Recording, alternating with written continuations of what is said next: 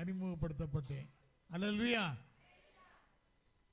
Foreigners வெளியிடத்திலிருந்து வரும்போது ஒருவரை ஒரு சந்திக்கும் பொழுது கை குலுக்கும் போது சொல்வார்கள், என்ன சொல்லுவாங்கன்னா, I have come all the way from, எந்த இடத்துலேருந்து பிறட்டு வந்தாங்களோ அதை சொல்லி just to meet you and just to greet யூமாங்க.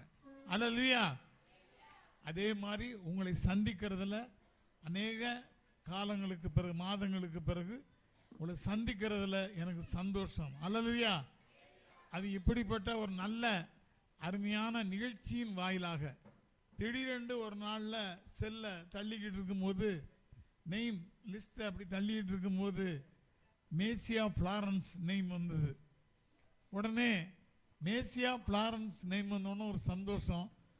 பேசி பார்ப்போமே என்ன நிலையில் இருக்கிறாங்க, மேசியா தீர்க்க தரிசன ஊழியம், தீர்க்க தரிசன ஆலயம் எப்படி இருக்கிறது என்று அறிந்து கொள்வதற்காக அவரை தொடர்பு கொண்டேன். ஒருவரையாக கேட்டேன். ராஜாத்தியை கேட்டேன், அடுத்தால ரேச்சலை கேட்டேன், சாம கேட்டேன். இப்படி ஒவ்வொருவரையாக கேட்கும் பொழுது ஃப்ளாரன்ஸு உடனே சொன்னார், நீங்கள் இந்த 21ஆம் தேதி எங்கே இருக்கீங்கன்னு கேட்டார். நான் எங்கள் வீட்டில் தான் இருக்கேன் அப்படின்னு சொன்னேன். அப்போ மாலையில் நாங்கள் ஒரு நல்ல ப்ரோக்ராம் வச்சுருக்கோம், அந்த நிகழ்ச்சியில் ஆண்டவருடைய வார்த்தையை குறிக்கப்பட்ட நேரத்தில் நீங்கள் சொல்ல முடியுமா என்று கேட்டார். எனக்கு ஒரே சந்தோஷம். நான் அவர் எப்படி இருக்கிறது, ஊழியம் எப்படி இருக்கிறதுன்னு பார்க்கறதுக்காக வர வேண்டும் என்று வாஞ்சித்த நேரத்தில் இப்படி ஒரு அழைப்பு கிடைத்ததுனால எனக்கு ஒரு சந்தோஷம். அநேக இந்த நாளில் சந்திக்க அநேக தாய்மார்கள் எல்லாரையும் சந்திக்க தேவன் கிருபை செய்தார். உங்கள் முகங்களை பார்க்கிறதுல எனக்கு மிகுந்த சந்தோஷம். அல்லேலூயா. கிறிஸ்துமஸ் என்றாலே எல்லா ஜனத்திற்கும் மிகுந்த சந்தோஷத்தை உண்டாக்கும் நல்ல செய்தி தான் கிறிஸ்துமஸ். அல்லேலூயா. ஆகவே ஒரு பாடலை பாடி சுருக்கமான நேரம் குறிக்கப்பட்ட வேளையில் கர்த்தருடைய வார்த்தையை சொல்லி நான் முடிக்க விரும்புகிறேன். தேவன் பெரிய காரியங்களை செய்வாராக.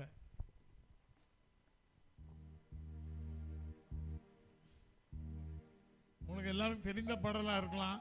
தெரிந்த பாடலாம் சேர்ந்து என்ன செய்யணும், எல்லாரும் கையை தட்டி உற்சாகமா கைகளை தட்டி என்ன செய்வோம்,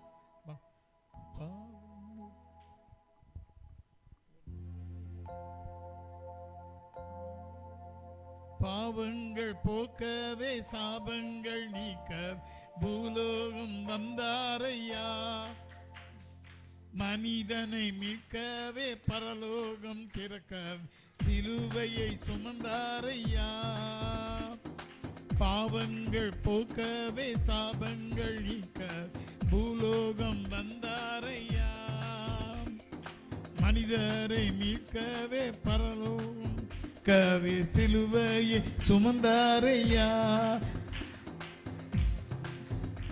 நாம் தேடி போகவில்லை, என்னை தேடி வந்தாரையா, தேடி போகவில்லை, என்னை தேடி வந்தாரையா,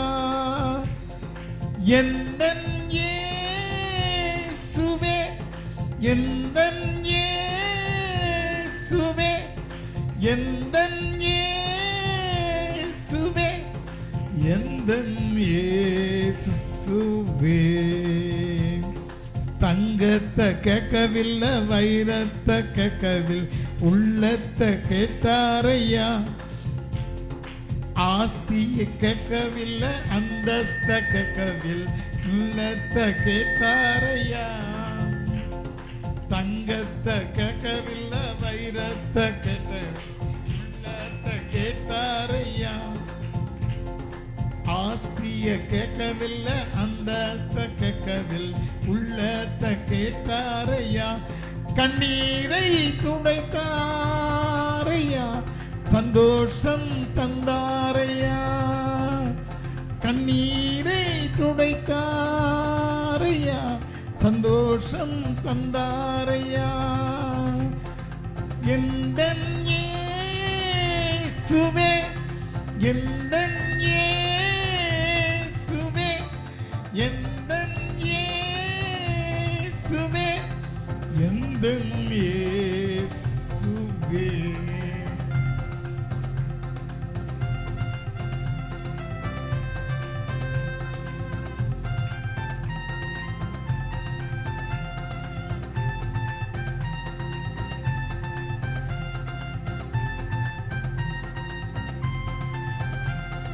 தாய் உன்னை மறந்தாலும் தந்தை உன்னை மறந்தால் அவர் உன்னை மறக்க மாட்டார். நண்பர் உன்னை மறந்தாலும் உற்றார் உன்னை மறந்தால் அவர் உன்னை மறக்க மாட்டார். தாய் உன்னை மறந்தாலும் தந்தை உன்னை மறந்தால் அவர் உன்னை மறக்க மாட்டார். உன்னை மறந்தாலும் உன்னை மறந்தால் அவர் உன்னை மறக்க மாட்டார். கரம் பிடித்து நடத்திடுவார், கண்மலை மேல் உயர்த்திடுவார். கரம் பிடித்து நடத்திடுவார், கண்மலை மேல் உயர்த்திடுவார். எந்தன் இயேசுவே, எந்தன் இயேசுவே, எந்தன் இயேசுவே, எந்தன் இயேசுவே. பாவத்தை போக்கவே சாபத்தை நீக்க பூலோகம் வந்தாரையா. மனிதரை மீட்கவே பரலோகம் சேர்க்க தந்தாரையா. பாவத்தை போக்கவே சாபத்தை நீக்க பூலோகம் வந்தாரையா. மனிதரை மீட்கவே பரலோகம் சேர்க்க சிலுவையை சுமந்தாரையா. நான் தேடி போகவில்லை, என்னை தேடி வந்தாரையா. நான் தேடி போகவில்லை, என்னை தேடி வந்தாரையா.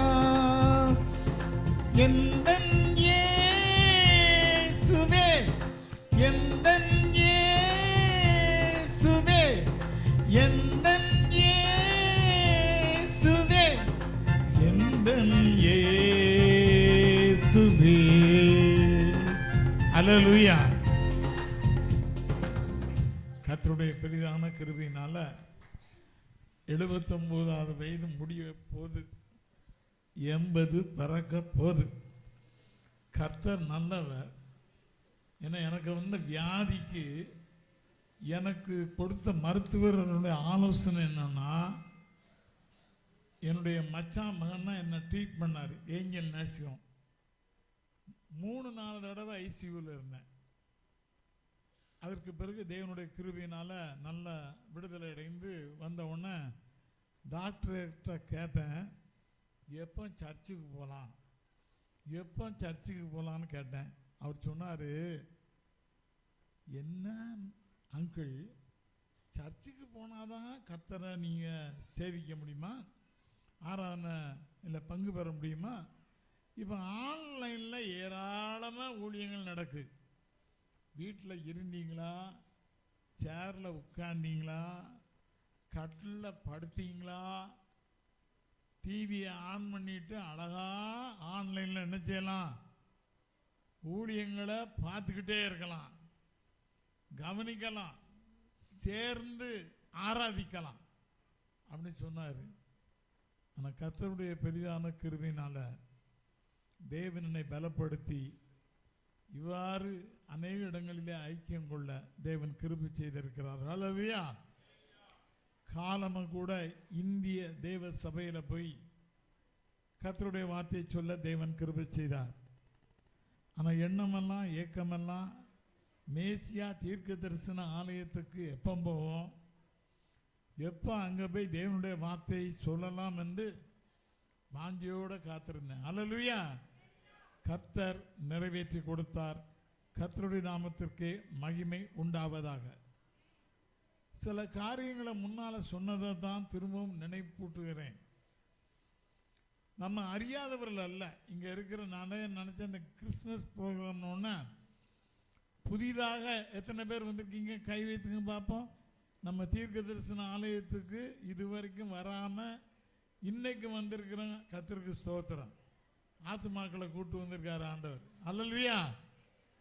மனம் திரும்புகிற ஒரே பாவி நிமித்தம், ஒரே ஆத்மாவின் நிமித்தம் பரலோகத்தில் மிகுந்த சந்தோஷம் உண்டாகிறது. அல்லேலூயா. 4-5 பேர் புதிதாய் வந்திருக்கிறார்கள், கை வைத்திருக்கிறார்கள். இன்றைக்கு இங்கே பார்த்த பாடல்கள் மூலமாக, வில்லுப்பாட்டின் மூலமாக, அநேக குறு நாடகங்கள் மூலமாக இயேசு ஏன் இந்த உலகத்திற்கு வந்தார், எதற்காக இந்த கிறிஸ்துமஸ் காலத்தில் இப்படி மகிழ்ச்சியாய் பாடல்களை பாடி தேவனை ஆராதிக்கிறாங்கிறத அறிந்து கொள்ள தேவன் கிருபை செய்திருக்கிறார். அல்லேலூயா. இன்று வந்திருக்கிற நீங்கள் என்றும் இங்கே வர தேவன் உங்களுக்கு கிருபை செய்வாராக. கர்த்தர் உங்களை அப்படியே கிருபையாய் நடத்தி இந்த பாடலினுடைய தெரிந்து கொண்டதற்கு காரணம் மனிதரை மீட்கவே பரலோகம் சேர்க்கவே. அல்லேலூயா. ஆண்டவர் இந்த உலகத்தில் எதுக்காக வந்தாரு? உங்களையும் என்னையும், தம்பி தம்பி ஹலோ யுவர் அட்டென்ஷன், நல்ல பிள்ளைங்க, மனிதரை மீட்கவும் பரலோகம் சேர்க்கவும். அல்லேலூயா. இயேசு இந்த உலகத்தில் வந்தார்.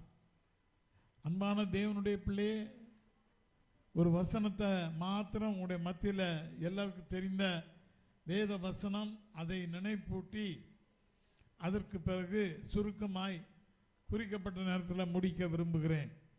தேவன் தம்முடைய ஒரே பேரான குமாரனை விசுவாசிக்கிறவன் எவனோ அவன் கெட்டு போகாமல் நித்திய ஜீவனை அடையும்படிக்கு இயேசுவை தந்தருளி இவ்வளவாய் உலகத்தில் அன்பு கூர்ந்தார். அல்லேலூயா. அன்பானவர்களே, ஒரு ஆங்கில, அதாவது இங்கிலாந்தில் நைட் என்று சொல்லக்கூடிய பெரிய வீரர்கள் இருக்கிறார்கள். அவங்க எப்பவும் பாதுகாப்புக்காகவும் மற்றவர்களுடைய பலனுக்காகவும் பயனுக்காகவும் தங்களை முழுதுமாய் தத்தம் செய்து அலைகிறவர்கள், வீர தீர செயல்களை நன்றாய் செய்யக்கூடியவர்கள். ஆனால் அதில் ஒரு நைட் ஒன்றா, அந்த இதில் உள்ள ஒருவர், அவருக்கு இயேசுவை குறித்த விசுவாசம் கிடையாது, அவர் பற்றி அறிவும் கிடையாது, அக்கறையும் கிடையாது. அவர் என்ன பண்ணுவாராம், தேவன் என்று ஒருவன் உண்டென்றால் அவர் இந்த உலகத்துக்கு வரணும், ஏன் கூட சண்டை போடணும். அவர் எப்பவும் வாழ் வச்சிருப்பார் சொருவி. என்னோடு வாழ் போரிட்டு அவர் ஜெயிப்பார் என்றால் நான் என் வாழை ஒடிச்சு அவர்கிட்ட சரணாகதி அடைவேன். தேவன் எங்கே, தேவன் உண்டா என்று சொல்லி திறந்த வெளியில இப்படி சூளுரை உரைத்தாராம். உரைத்து விட்டு தன்னுடைய கத்திய, கையில் இருக்கிற அந்த கத்தியை எடுத்து, பட்டயத்தை எடுத்து தலைகீழ மண்ணில் சொருவி, ஓ தேவன் ஒருவர் உண்டென்றால் வரட்டும், வந்து என்னோடு போர் புரியட்டும், போரிலே அவர் ஜெயித்தால் நான் ஏற்றுக்கொள்கிறேன் என்றாராம். ஒரு சத்தமும் இல்லை, ஒரு எதிர் காரியமும் நடக்கலை. திடீரென்று ஒரு மெல்லிய காற்று அடித்தது, தென்றல் போல. அந்த தென்றல் அடித்து கொண்டிருந்த பொழுது ஒரு பேப்பர் பறந்து வந்துதான், சின்ன துண்டு காகிதம் வந்து அவர் முகத்தில் இப்படி பட்டது. என்னடா பேப்பர் காத்துல பறந்து வருதுன்னு எடுத்து பார்த்தா அதில் ஒரு வாசம் எழுதப்பட்டிருந்தது. இவ்வளவாய் உலகத்தில் அன்பு கூர்ந்தார். God so loved the world. இதான் அதில் எழுதப்பட்ட வாசகம். இவரு பெரிய சூழ்நிலைக்காய் காத்திருக்கிறார். தேவன் என்றால் என்னோடு வந்து போரிடுவார் என்று காத்திருக்கிறார். ஆனால் காத்தடிக்குது, பேப்பர் வருது. அந்த பேப்பரில் என்ன வருதுன்னா, இவ்வளவாய் உலகத்தில் அன்பு கூர்ந்தார். அல்லேலூயா. சத்தமாக தான் அல்லேலூயா சொல்லுங்களேன். இங்கே 5 பேர் தானே புதுசு, மற்றவங்களாம் பழசு தானே. இவ்வளோ நேரம் என்ன உற்சாகம், என்ன பாட்டு, என்ன ஆட்டம். அப்போ எப்படி இருக்கணும்? அல்லேலூயா. மேசியா தீர்க்க தரிசன தேவாலயம் இங்கே இருக்குங்கிறது இந்த சுற்றுப்புறத்தாரில் எல்லாருக்கும் தெரியணும். இது நிமித்தமாய் அவர் ஓடி வரணும்.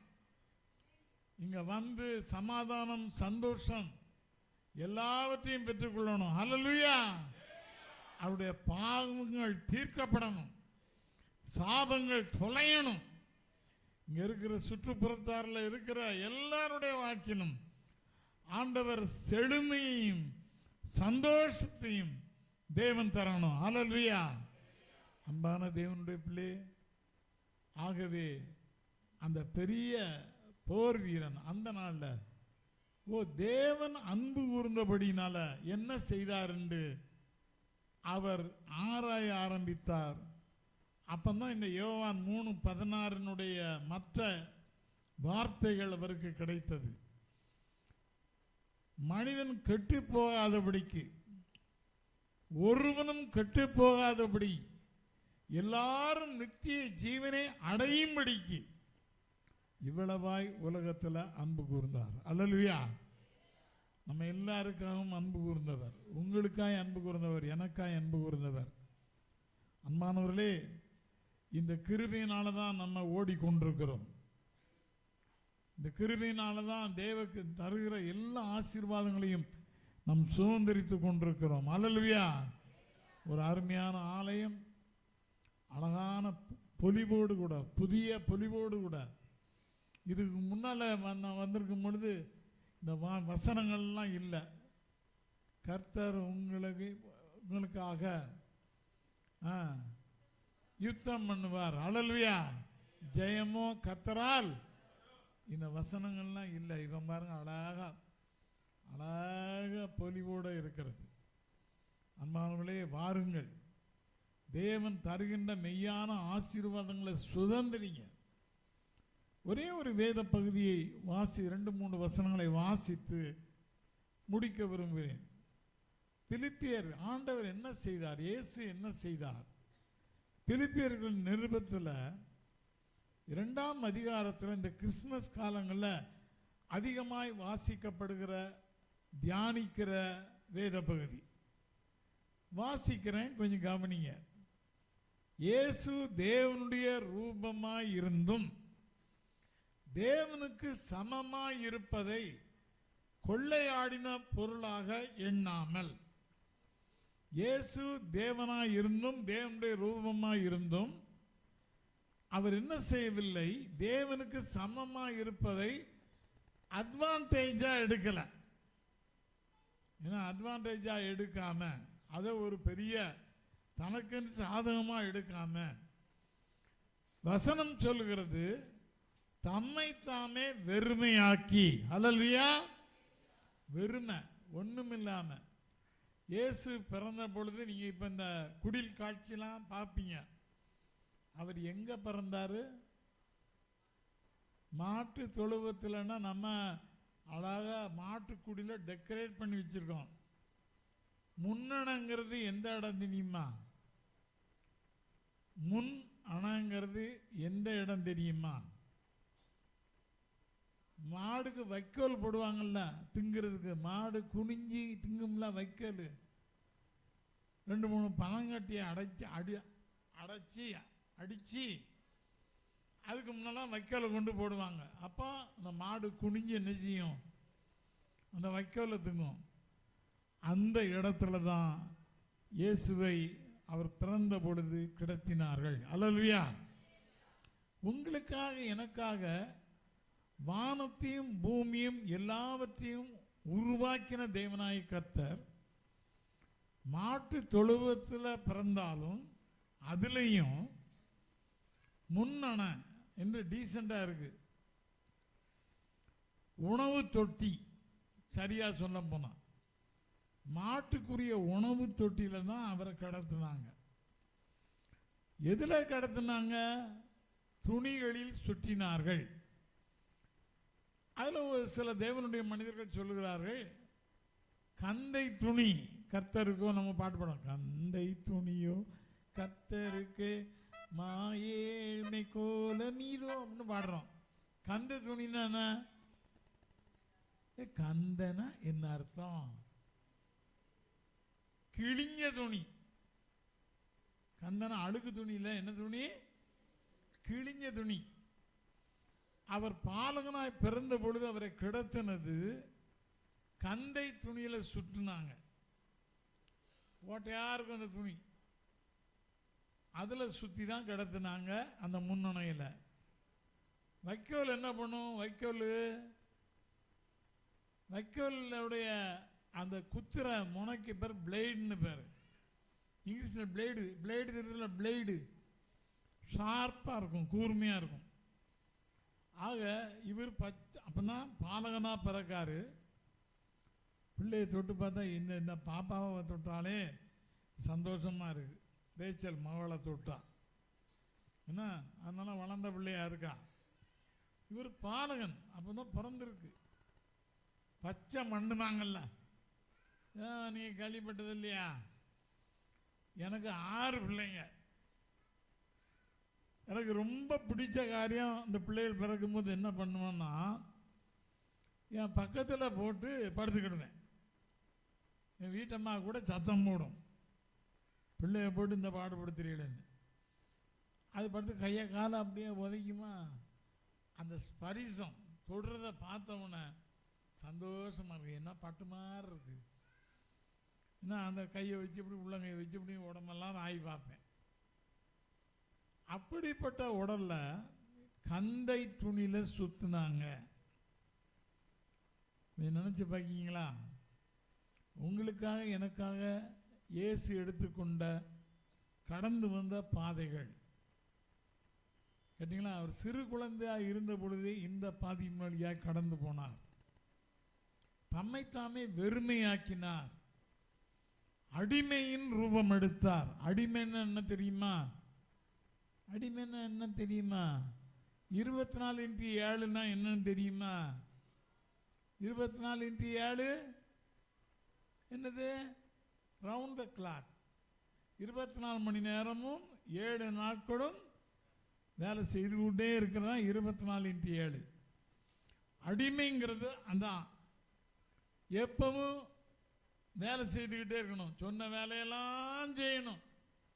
என்ன? சொன்ன வேலையை கரெக்டாக செய்யணும். அன்பானவர்களே, அப்படிப்பட்ட அடிமையின் ரூபம் எடுத்து மனுஷ சாயலானார். மனுஷ ரூபமாய் காணப்பட்டார் என்று வேதம் சொல்லுகிறது. மனுஷ ரூபமாய் காணப்பட்டு மரண பரியந்தம், நம்ம எல்லாரும் மறிக்கிறது போல மறிக்க போறது போல அவர் கல்வாரி சிலுவையில் அணு அணுவாய் சித்திரவதை செய்தார்கள்.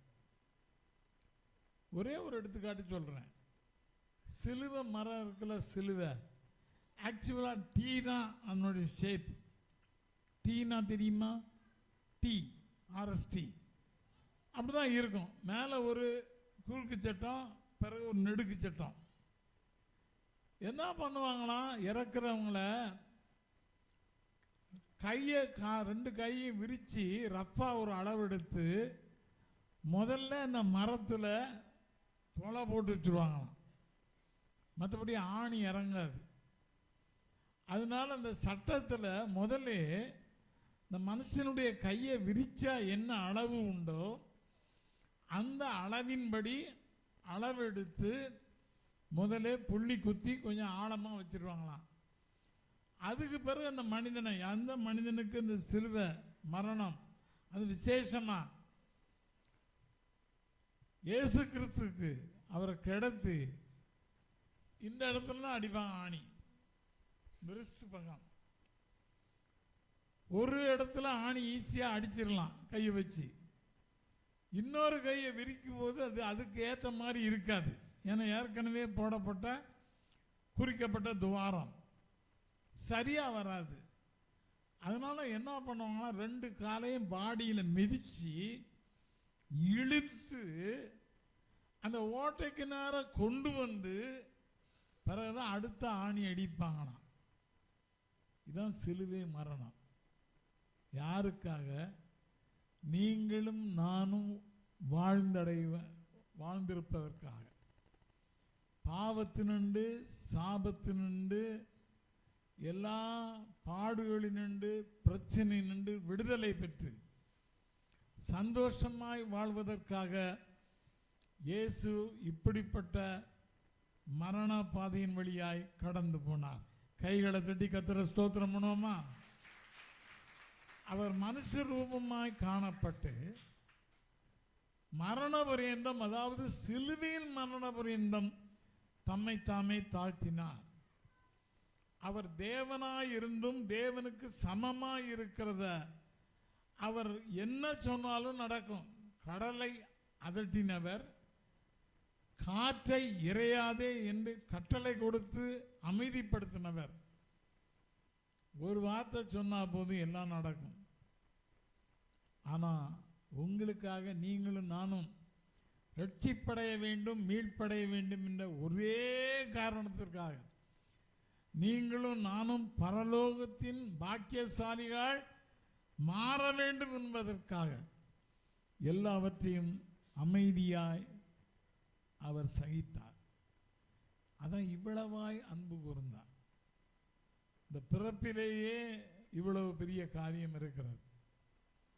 குழந்தையா இருக்கும் பொழுது அவ்வளவு பெரிய காரியம் இருக்கிறது. காலம் நிறைவேறுகிறதுனாலே நானும் முடிக்க விரும்புகிறேன். நீங்க இதை கொஞ்சம் போய் தியானம் பண்ணி பாருங்க. அவர் குழந்தையாய் வளரும் பொழுது என்னென்ன காரியங்களெல்லாம் சந்தித்திருப்பார், எப்படியெல்லாம் வாழ்ந்திருப்பார். சொன்னா நேரம் போதாது. சில காரியங்களை சிலர் அழகாய் அதை எழுதி வைத்திருக்கிறார்கள், அவங்க தியானிச்சு. நான் சின்ன பிள்ளையா இருக்கும்போது, பையன் அப்ப இருக்கும்போது சண்டே கிளாஸ் போயிருந்தேன். எங்க ஏரியாவில் நடக்கிற ஓய்வு நாள் பாடசாலையில். அப்போ அதை எனக்கு நடத்தின ஆசிரியர் ஒரு கதை சொன்னார். கவனிக்கல, கதை. தம்பி செல்லு செல்லு ஐயா, கொஞ்சம் கதை கேளியா, கொஞ்சம் கதை கேளியா. அன்பான தேவனுடைய பிள்ளையே, என்னன்னா இயேசு சின்ன பையனா ஒரு மாதிரி இருக்கும்போது வையன், ஒரு நாள் அவருக்கு பசி வந்துட்டான். வீட்டில் பசியோட மரியாளம்மா முகத்தை எட்டி பார்த்தாராம். அப்போ மரியாளம்மா சொல்லிச்சான், என்ன இயேசு ரொம்ப சோகமாக இருக்கே, என்ன ஆச்சு உனக்கு? அப்படி பார்க்காரு, கண்ணெல்லாம் பஞ்சடைச்சிட்டு. என்ன? ஓ, உனக்கு பசி வந்துட்டான். அப்போ ஒன்று செய், தெருக்கோடியில் ஆப்பஞ்சுடுற பாட்டிமா அங்கே உட்காந்துருப்பாங்க, ஆப்பஞ்சுட்டு கொடுப்பாங்க.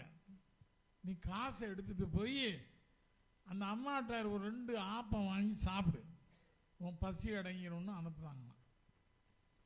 நான் சின்ன பிள்ளையில சண்டே கிளாஸில் கேட்ட கதை. உடனே அவர் ஒரு சட்டியும் தூக்கிட்டு போனார், துட்டையும் சட்டியும் துட்டையும் எடுத்துட்டு. அங்கே போனால் பாட்டிமா ஆப்பம் சுட்டுக்கிட்டு இருக்கு. இவர் போய் நின்னாராம். உடனே இந்த பாட்டிமா, இயேசு என்ன விஷயம், எதுக்கு வந்திருக்க?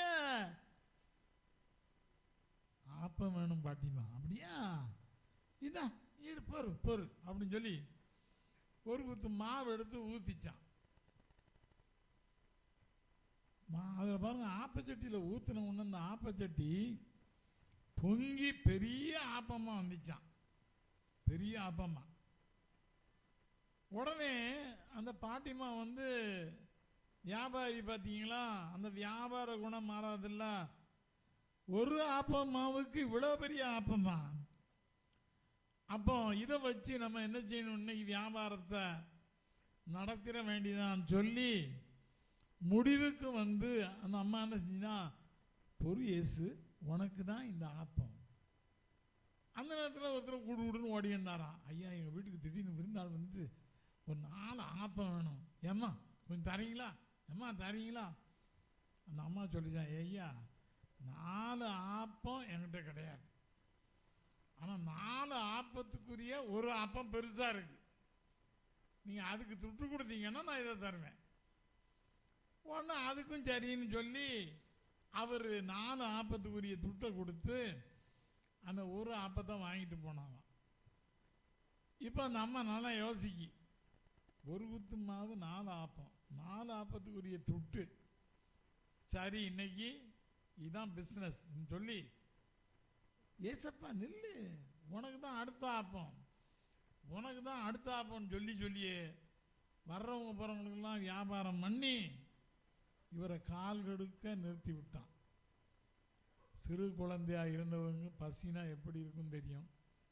அந்த தட்டுக்கு மேலே ஆப்பத்தை வச்சா எப்படி அந்த பிள்ளைகள் துடிக்குங்கிறதும் உங்களுக்கு தெரியும். அப்படின்னு என்னாராம், ரொம்ப சோகத்தோட அவர் மனுஷ ரூபமாய் காணப்பட்டு மரண பரியந்தம், அதாவது சிலுவையின் மரண பரியந்தம், கடைசியில் பாருங்க, காத்து காத்து நின்று ஒரு காலெல்லாம் வலிச்சு போச்சு, கண்ணெல்லாம் பூத்து போச்சு, என்ன செய்யன்னு தெரியல, கண்ணிலேருந்து தண்ணீர் ஓடுது. அடுத்து நம்ம அப்படி வழக்கமாக ஏமாத்துற மாதிரியே இது இயேசுவுக்குன்னு விடும்போது ஆப்பச்சட்டி கீறி மாவு கொட்டி விறகு அணைஞ்சி புகஞ்சி எல்லாம் போச்சு. சட்டியில் நிறையா ஆப்பமாக வருது, ஆனால் விறகு இல்லை. உடனே நம்ம தெரிஞ்சுக்கிட்டு, ஏன்னா ஆப்பச்சட்டியில் ஓட்டு விழுந்துட்டு, ஏசப்பா என்னை மன்னிச்சிரு, ஏசப்பா என்னை மன்னிச்சிரு அப்படின்னு சொல்லி என்னச்சினானா அந்த அம்மா கேட்டுச்சான். ஏசப்பா தலையாட்டினாலாம். அதுக்கு பிறகு இந்த ஆப்பம் நிச்சயமாகவே உனக்கு தான் ஊற்றின உடனே சட்டி ஒட்டிக்கிச்சான், ஒரு நல்ல ஆப்பங்க வந்ததுதான். அதை தூக்கி ஏசப்பாட்ட எதுக்கு சொல்ல வரனா, ஏமாற்றத்தின் வழியாய் கடந்து போனார், உங்களுக்காக எனக்காக, பெரியவராய் வளர்ந்த பிறகல்ல, சிறு குழந்தையாய் இருந்த பொழுது, தலை சாய்க்க இடமில்லாமல் மாட்டு தொழுவத்தில் உணவு தொட்டியில போடப்பட்டார். இதெல்லாம் யாருக்காகனா, உங்களுக்காக, நீங்கள் வாழ்வடைந்திருக்கும்படிக்கு, நீங்கள் எல்லாவற்றிலும் பாவ சாப மரணத்தினின்று விடுதலையாகி பரலோகத்தின் ஒரு ஆசீர்வாதத்தை பெறும்படியாய் இயேசு தரித்திரரானார், எல்லாவற்றையும் இழந்தார். இவ்வளவாய் உலகத்தில் இவ்வளவாய் என்னிலே அன்பு கூர்ந்தார். சொல்வீங்களா? இவ்வளவாய் இயேசு என்னில் அன்பு கூர்ந்தார். ஸோ அந்த ஒரு நிச்சயத்தோடு இந்த விழாவை நாம் நிறைவு செய்ய போகிறோம். ஆண்டவரே, எப்பொழுதும் என்னோடு இருங்க, என்னை நடத்துங்க, என் தேவைகளை சந்திங்க. நீ இந்த உலகத்தில் கடந்து போன பொழுது எப்படியெல்லாம் எல்லாவற்றின் வழியாய் கடந்து போனீரோ, அதற்குரிய புண்ணியங்களின் நிமித்தமாய் என்னை ஆண்டு நடத்துங்க என்று சொல்லி தேவ சமூகத்தில் கண்களை மூடி தலைகளை தாழ்த்தி ஒரு சின்ன ஜெபம் பண்ணி பிறகு பாஸ்டர் கையில் விடுக்கிறேன். கண்களை மூடி ஜெபம் பண்ணீங்களா? இதெல்லாம் யாருக்காக? எனக்காக. இயேசுவே, எனக்காக எல்லாவற்றையும் இழந்து நீர் தரித்திரரானீர், எல்லாவற்றையும் இழந்தீர். ஆண்டவரே, மனுஷரூபமாய் காணப்பட்டீர், சிலுவையின் மரண பரியந்தம் உம்மை நீர் தாழ்த்தினீர். நான் பாவத்திலிருந்து விடுதலையடைய, சாபத்திலிருந்து விடுதலையடைய, எல்லா ஆசீர்வாதங்களையும் பெற்றுக்கொள்ள நீர் தரித்திரரானீர். இந்த நாளில் நாங்கள் அந்த அன்பை நினைத்து, அந்த விலை மதியாத அன்பை நினைத்து, எங்கள் மேலே அன்பு கூறப்பட்ட அன்பை நினைவு கூர்ந்து இனி வாழ்நாள் காலம் எல்லாம் உமக்கு பிரியமுள்ள பிள்ளையாக, உம்மை நாங்கள் உயர்த்துகிற பிள்ளைகளாக, உம்மை பிரியப்படுத்துகிற பிள்ளைகளாக வாழ கிருபை செய்யும். எங்களை முழுவதுமாக நம்முடைய கரங்களை ஒப்பு கொடுக்கிறோம். வந்த எல்லாரையும் பெரியோர் முதல் சிறியோர் வரை எல்லாரையும் ஆசீர்வதிங்க. விசேஷமாக இன்றைய தினம் புதிதாய் இந்த தீர்க்க தரிசன ஆலயத்தில் வந்திருக்கிற ஒவ்வொருவரையும் ஆசீர்வதித்து அனுப்புங்க. தேவ கிருபை, தேவ சமாதானம், தேவன் தருகின்ற சந்தோஷம், மெய்யான வாழ்வு நம்முடைய பிள்ளைகளுக்கு பலிப்பதாக. எல்லா மேன்மைக்கான மகிமை துதி உமக்கு செலுத்துகிறோம். ரட்சகரும் மீட்பரும் கர்த்தருமாகிய இயேசு கிறிஸ்துவின் நாமத்தில் ஜெபிக்கிறோம் பிதாவே. அல்லேலூயா. எல்லாம் கைகளை தட்டி கர்த்தரை ஸ்தோத்திரம் பண்ணுவோம்.